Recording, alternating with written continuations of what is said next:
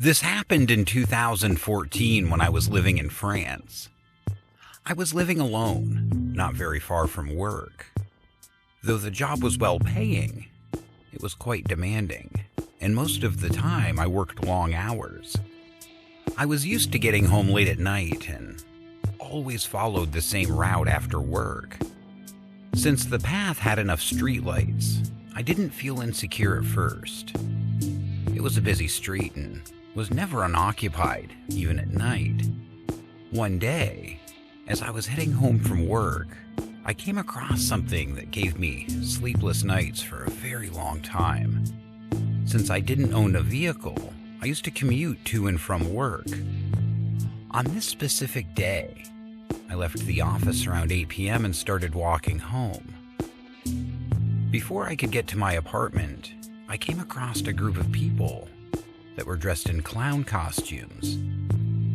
I found this to be humorous at first, until they started approaching me. My heart started beating fast and my mind told me to run. One of the clowns showed me a knife, while the other had a long chain.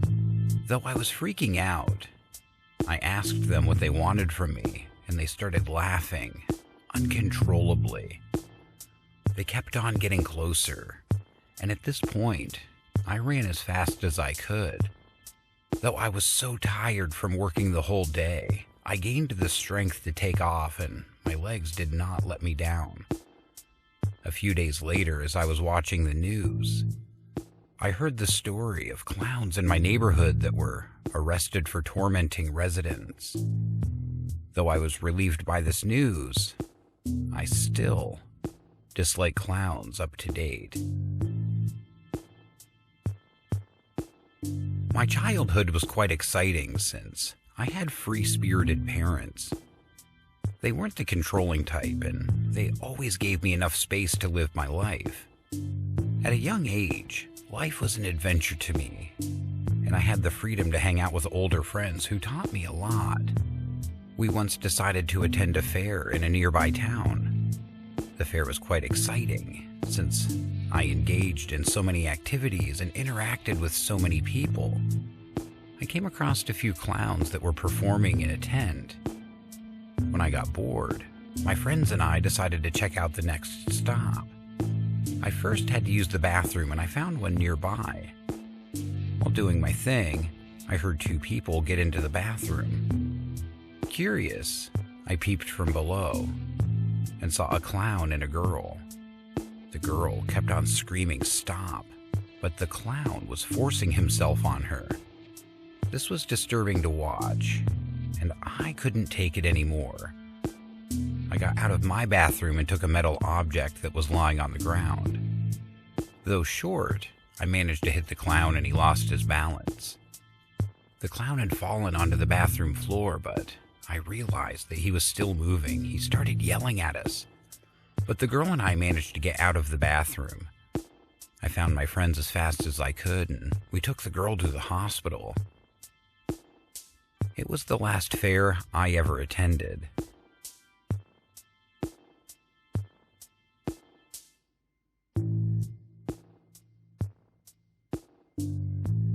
When I lost my parents at a tender age, I knew my life was over. I was traumatized and forced to live in an orphanage until I was old enough to support myself. Though life had changed, I slowly got used to the new home and even considered my friends there as my new family. The orphanage people were quite loving, and we even had a lady who we considered our mom. When the lady told us she had organized a fun event for us, we were all really looking forward to it. The event was held on a Thursday in the evening after our classes in one of the halls. Since it was a charity event, some guests were invited for entertainment purposes. One of them included a clown that I found to be quite funny. I spent the evening next to my best friend at the orphanage, but at some point I was so distracted that I didn't realize that he was missing. When the event was over and we went back to our dorm, that's when I noticed his bed was empty. I first assumed that he was at the cafeteria where he liked hanging out.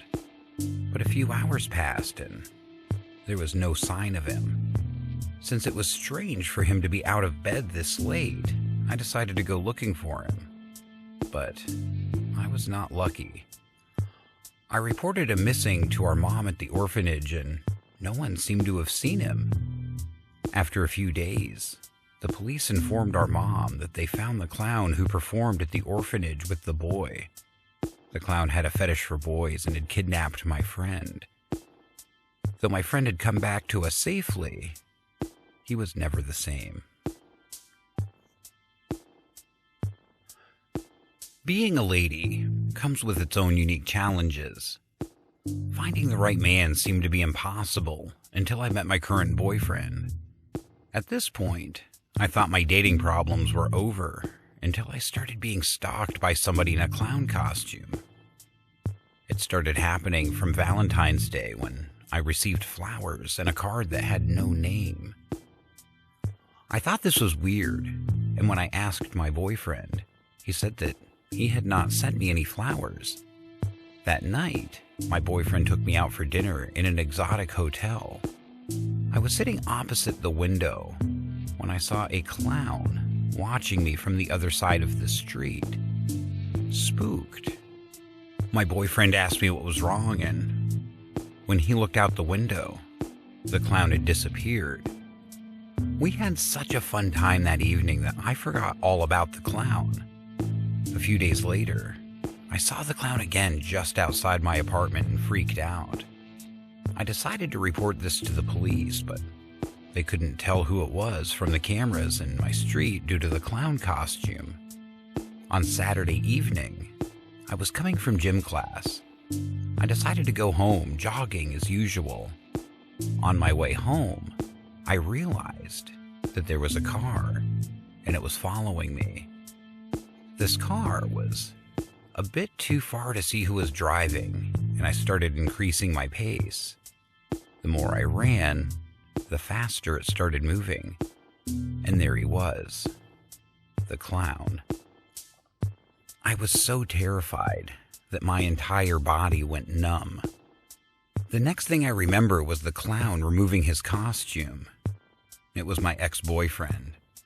He grabbed me and whispered to my ears, "Do you think you'd get rid of me that easily? As long as you're not with me, you'll never be happy." Luckily, my boyfriend appeared and called the police on him.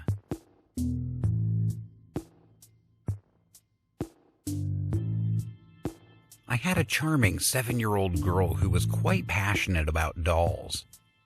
Though I'd filled her bedroom with all kinds of dolls, she never seemed to have enough of them. Her grades weren't the best, and I wanted to motivate her to work harder. I, therefore, promised her a gift if she improved her grades. With time, she improved, and it was my turn to get her a gift. I took her to the market and asked her to choose what she wanted. She chose a creepy-looking clown doll from a collection. Though the shop owner was hesitant to sell the doll, she finally agreed after I offered her a large amount of money. She, however, told me to never leave the clown doll with my daughter alone. I assumed this and forgot all about it when we got home. At bedtime, I placed the clown doll next to the shelf in my daughter's room and kissed her goodnight. In the morning, when I went to wake her up, I found her on the ground bleeding, and the clown doll sat beside her.